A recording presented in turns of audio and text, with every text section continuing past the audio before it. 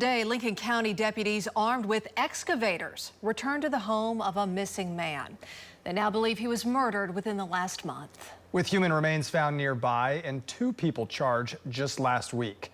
News 9's Sylvia Corkill is live with what investigators were searching for today. Sylvia?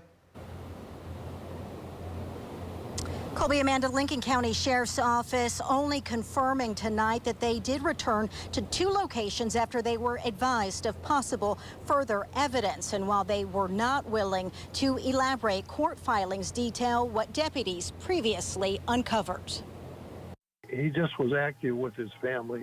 Despite living 600 miles apart, Nick, Corey in Sioux City, Iowa, and his son Brian in Kearney, Oklahoma.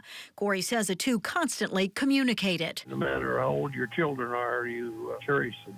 So when he didn't hear from his son for days, We start poking around. Corey says he grew increasingly concerned after questioning his son's live-in girlfriend, Janelle Brown, and her ex-boyfriend, Clyde Clayton. They claimed he had just left. Appearing worried, Janelle was a pretty good liar.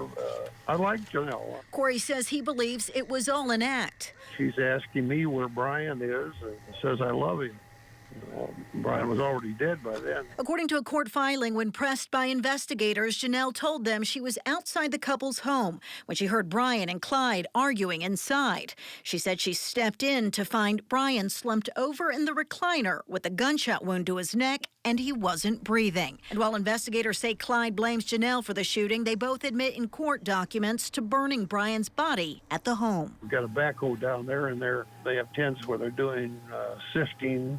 We've all seen the movies where they sift for artifacts and stuff. Corey says his focus is on his son. We want to bring him home. I could care less what happens to those people.